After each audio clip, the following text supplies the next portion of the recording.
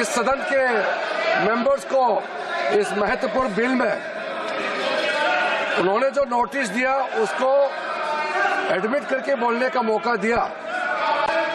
सबसे पहले तो मैं इनका नोटिस क्यों स्टैंड नहीं करते हैं और जो भी पॉइंट्स उन्होंने यहां ऑब्जेक्शन के तौर पर रेज किया यहां उसको एडमिट क्यों नहीं करना चाहिए, मैं संक्षेप में बताना चाहता हूं। उसके बाद जितने भी इश्यूज आज यहां उठाए गए हैं उसको मैं आपके अनुमति से विस्तार से एक एक पॉइंट का मैं जवाब देना चाहूंगा। और मैं ये मानता हूं, विश्वास है कि मेरे बात को ध्यान से सुनने के बाद अंत में इन्होंने जो भी आशंकाएं व्यक्त किए हैं या गलत तरीके से यहां बातें बताया गया है, सब चीज को मैं दूर करूंगा। और मैं सिर्फ उम्मीद ही नहीं, यकीन है कि इस बिल के बारे में सब कुछ जानकारी प्राप्त करने के बाद इस हाउस के जितने मेंबर्स हैं सब इस बिल को समर्थन जरूर करेंगे। सबसे पहले अध्यक्ष महोदय जी, इन्होंने कॉम्पिटेंसी का मुद्दा यहां उठाया।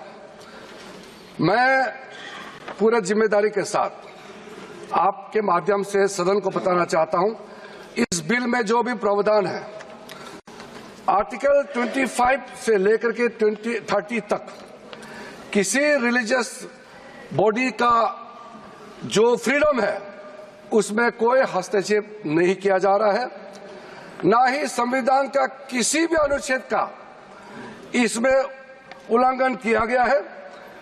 और अब सुप्रीम कोर्ट का एक केस का मैं हवाला देना चाहूंगा, Brahmachari versus state of West Bengal. इसमें सुप्रीम कोर्ट ने क्लियरली रिलीजियस डिनोमिनेशन के बारे में रूलिंग दिया गया है और उस रूलिंग के तहत Waqf board doesn't fall within the purview of article 25 and 26 of the constitution of India. दूसरा सर, इसमें हमने जो ब्रॉड बेस किया है, किसी का हक छीनना तो बात छोड़ दीजिए, जिनको हक नहीं मिला है उनको हक देने के लिए ये बिल लाया गया है। इसमें महिलाओं के लिए, बच्चों के लिए और मुसलमान समाज में जो पिछड़े हैं, जिसको आज तक कभी मौका नहीं मिला, जिसको दबा के रखा हुआ है, उनको जगह देने के लिए ये बिल लाया गया है। और सर, संविधान के कंकरेंस लिस्ट एंट्री नंबर 10 और 28 में आज के जो विषय हम लोग चर्चा कर रहे हैं वो एंट्री 10 और एंट्री 28 में ये कंकरेंस लिस्ट में है। इसलिए ये पूरा लेजिस्लेटिव कॉम्पिटेंस इस सदन के पास है, भारत सरकार के पास है, इस सदन में ये बिल पेश करने का। अध्यक्ष महोदय जी, जैसे मैंने कहा है, सबका पॉइंट्स को मैंने नोट भी किया, बहुत अच्छी तरह से सबका कंसर्न को भी हमने नोट किया है।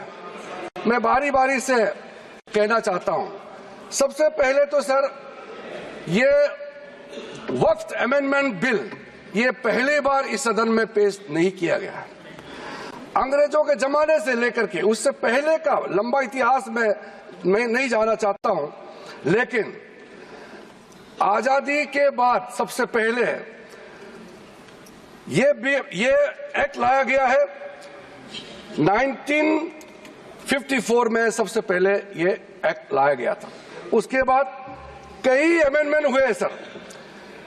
काफी अमेंडमेंट होने के बाद, मैं पूरा इतिहास में नहीं जा रहा हूं, लेकिन जो अमेंडमेंट आज हम लाने जा रहे हैं इस सदन में, वो वक्फ एक्ट 1995, जिसको 2013 में अमेंडमेंट ला करके इस पूरा जो वक्त का पर्पस, इंटेंशन और जिसके उम्मीद में लोगों का सालों तक था कि इस अमेंडमेंट जो लाया इससे कुछ फायदा मिलेगा, उसको उल्टा करके 2013 में ऐसा प्रावधान डाला गया था जिसके वजह से आज ये अमेंडमेंट लेकर के हमको यहां सदन में आना पड़ रहा है।